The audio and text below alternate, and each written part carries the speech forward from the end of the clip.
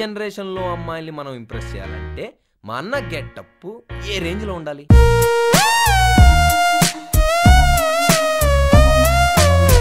ఇది వరమా కలవరమా తెలియదు అసలేమైందో ఇదిగిదిగో ఇదిగిదిగో మొదలాయే ఎదలో ఏదో నేనేనా అనుకుంటున్నాలే అవునన్నా కాదన్నా అంతా నీ వల్లే.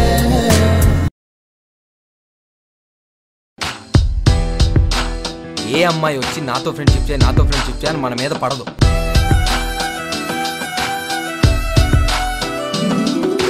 కలనైనా నిజమైనా నిన్నే చూస్తున్నా వెలుగైనా రేయైనా నీతోనే ఉన్నా ఎప్పుడైనా ఎలాగైనా నీ జతనై నీ సగమై మిగిలుంటా.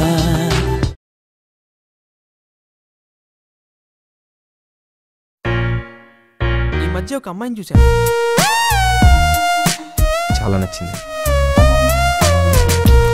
అమ్మాయి అంటే అలా ఉండాలి. నాకు తెలియకుండానే తనతో ప్రేమలో పడ్డాను. నా ఫీలింగ్స్ ఎక్స్ప్రెస్ చేసుకోలేకపోతున్నాను. I love